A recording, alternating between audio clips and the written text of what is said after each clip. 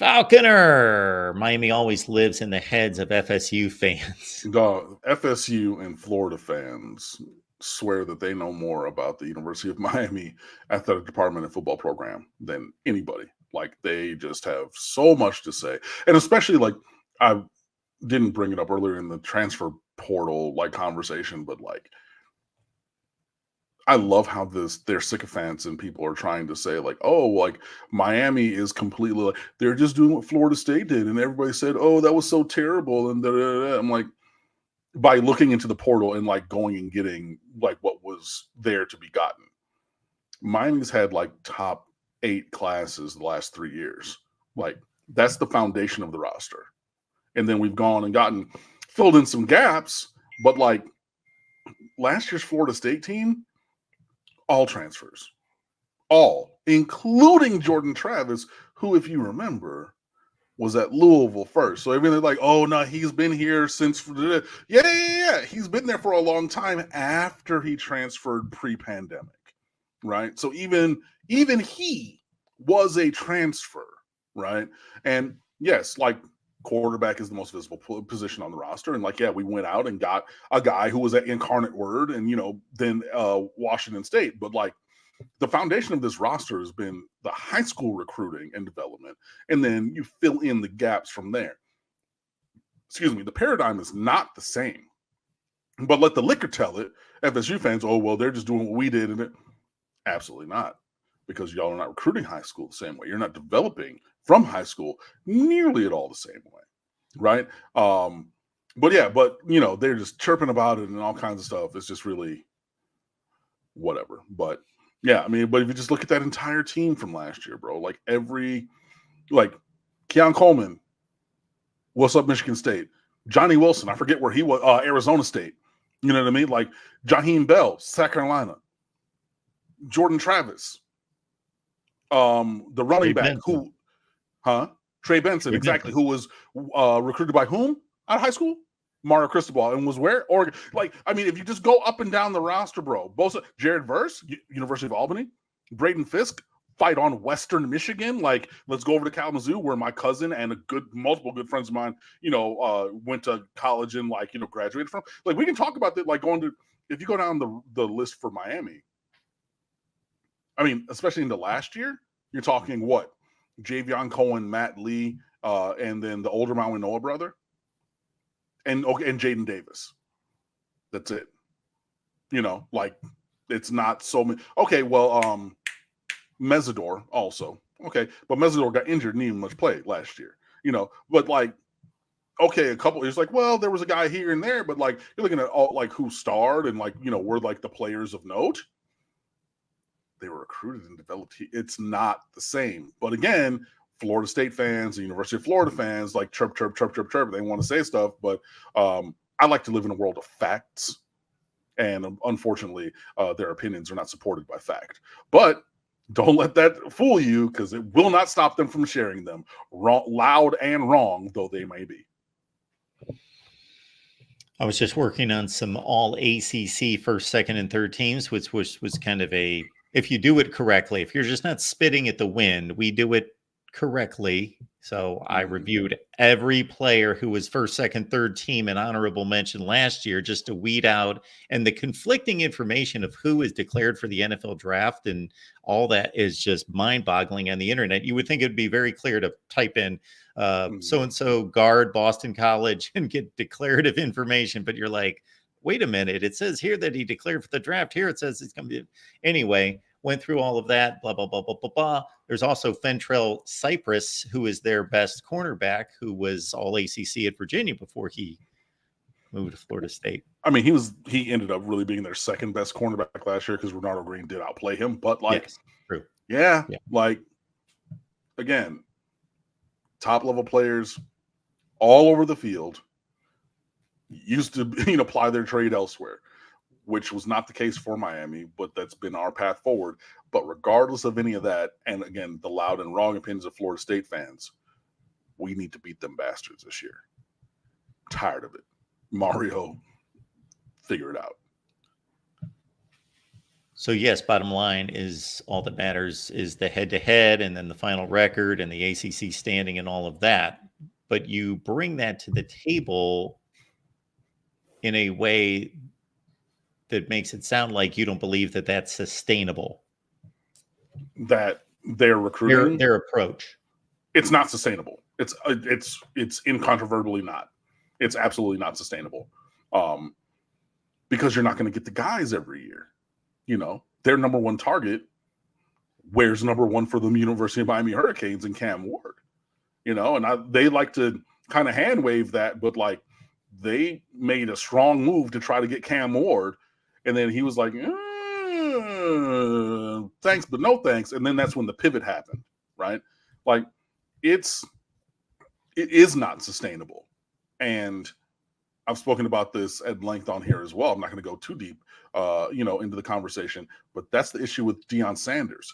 When you build mercenary single-year teams, you might have the success that even Florida State saw last year with being undefeated through, all the way through the, into the postseason with the championship game, the conference championship game, and everything like that. I do not believe that is sustainable because you have to have development behind it.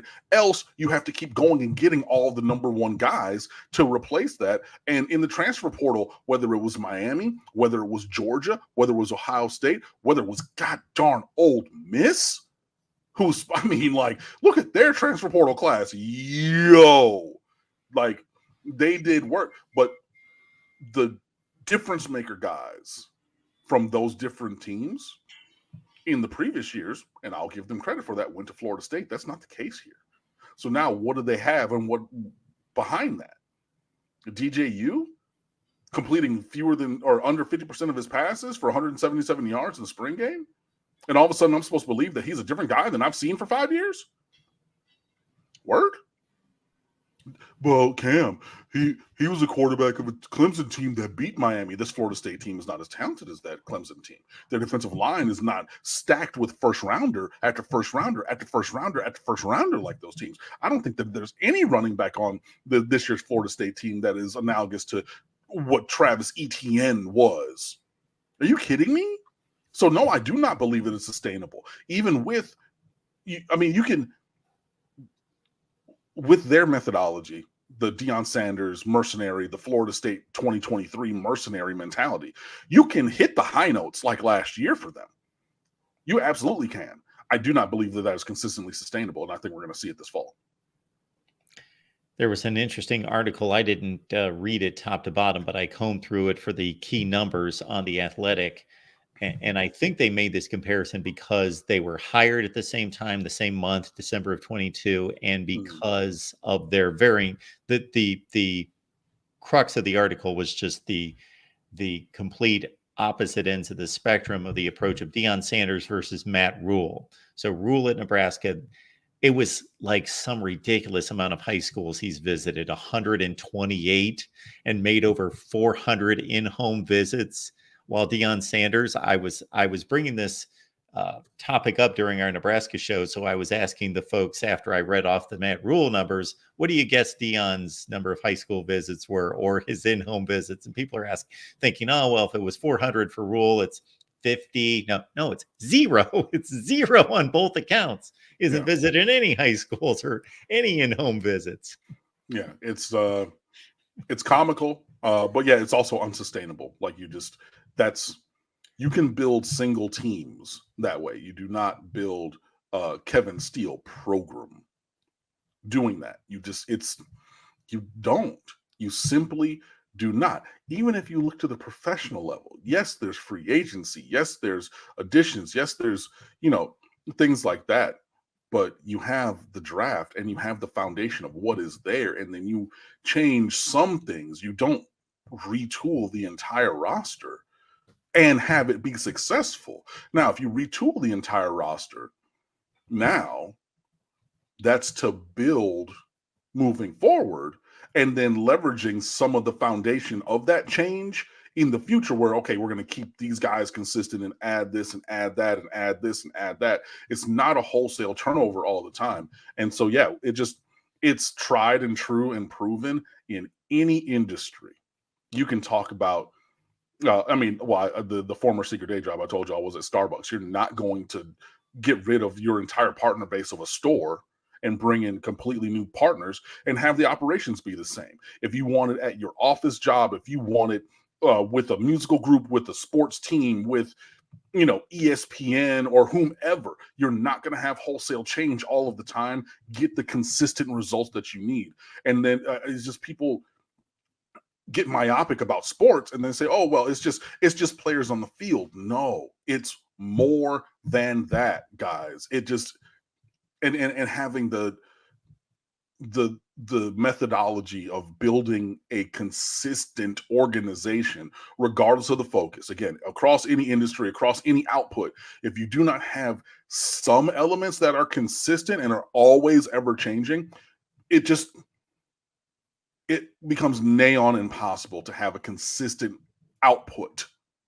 And in this time, we're talking about winning football games on a consistent level and a consistent basis. I just don't think it's sustainable. I just really don't. Well, I don't think it's sustainable. The two caveats I'll place on both Florida State and Colorado being a completely different situation than any in college football, just because of the fame, the personality, and the brand of Deion Sanders. So maybe for a short period of time, he can get away with that. If he's mounting more and more 4-8, 6-6 kind of seasons, he's no longer going to be looked on at as Deion Sanders, who he is now. It's going to be, well, you're a flailing football coach, is what he's going to be if he doesn't turn it around. And he also won't be their coach when by the time New Year's hits. Like, that's not his plan. I don't know where he's going to go, but the way that he's running that organization, he's not planning on being there when the calendar turns to 2025. Like, it just, like, yeah, I'm not going to high schools and I'm not getting guys who might take a year or two to develop on the offensive line, which everybody needs. Wisconsin's built one of the best offensive lines in football. And with very few exceptions, those guys come in, they redshirt, they start playing on second team, and then maybe as a third-year player, they go. But then by that point, they're all 6'5", 315 pounds. They got man strength. They know their technique. They go in, they go to the league, and then by the time that guy leaves after his fifth year, you got another third-year guy to plug in, and that takes time for all of the guys, an investment to get there. He's not doing that. And I think that there are elements of not doing that in that same negative way up the road in Tallahassee. But again, if Mario keeps finding ways to lose to them, it really doesn't matter. So figure it out, work with your coaches, go to whatever clinics you need to go to, pray about it, get if you need to get a shot glass like I got here and you need to pray to Joe Boo like it's darn Major League or something, I don't care.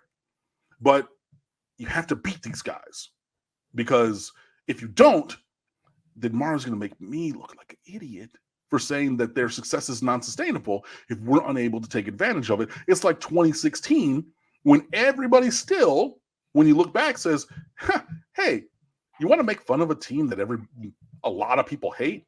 Remember that terrible, very good, a very bad, no good Notre Dame team that went 4-8 in 2016? Guy. And you know who cannot celebrate that? Miami, because we went up there and lost that year. Now, we blew their doors off in 2017, but people going back to that, that's the result for us. So this is why it's really important that we've gone out and we've gotten the guys that we need. And we need everybody, not just the players, but the coaches as well, to step their game up, so that we now have the work product and the results that we need. So we're not stuck in the same 2016 Notre Dame situation where that's a terrible team, couldn't really, tie their own two shoes right, but we found a way to lose to them. Cannot do it. Mario must beat them. And look, we're not going to do it because we're not lame like these guys, but this is a state championship ring kind of a season. You start on August 31st, my cousin's birthday, against Florida, and then, you have Florida State later. Go beat both of them 2-0 against your big rivals. Bang, boom, done. But you have to go win the games, Mario. Otherwise, I'm just a guy here talking on the microphone saying, well, what they're doing up there is stupid, but if they keep beating us, how stupid is it, Mario? I'm going to make an analogy, and it's going to be a little rough and a little clumsy. It doesn't work perfectly, but I'm going to take this rivalry with these two top level programs, and I'm going to take it to the Big Ten with the two premier programs in the Big Ten and practically nationally in Ohio State and Michigan, and say what's going on there is Ohio State, if we put them in the role of Miami at a much higher playing level at this point, of course, and Michigan at the same place as Florida State, but again, to a much higher degree that they've been able to win a national championship. You've got two of the top four programs, let's say, in the country right now. Ohio State is still laying waste to Michigan in terms of recruiting rankings, top 3 to 4 classes versus Michigan's top 15 to 20 classes. But Michigan's been able to supplement that in the transfer portal. Now they haven't gone hog wild. If you look across to Cam's point, I'm in no way equating Michigan's transfer portal additions to Florida State's. No, Michigan is still very much homegrown, but key components along the offensive line, a corner here, a piece here and there, much more active in the transfer portal than Ohio State up until this season. Now we're going to see Ohio State kick in 24, but up until this season, the Ohio State team's been like, you talk about one corner that's it. The corner from Ole Miss, Davison, Igbignosin. Otherwise, they're all homegrown guys. And Michigan's been able to, now again, it's a rough analogy. We got culture, you got coaching, you got all these other things. But if you're just looking at player talent, Michigan's been able to supersede Ohio State's definite recruiting edge. Yeah, and then we talked about this before, but Ohio State's averaged like 11 wins a season, and Michigan had not that success when Harbaugh got there.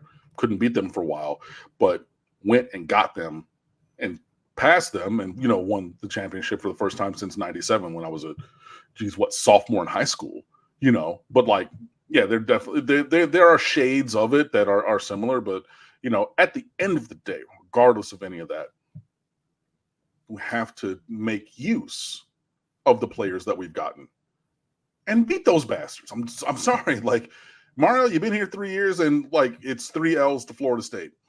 At this point, come hell or high water, the Florida opener and the Florida State game, those got to be dubs. And again, this season has to be 10 or 11, if not 12 regular season wins. It just does. So, I know that we're working with, 18 to 22-year-olds, with the exception of, Cam McCormick, who, was like my freshman brother at the U way back when. But other than that, hey, whatever needs to be done to get the result needs to be done, because that's just what it has to be this year. It just does.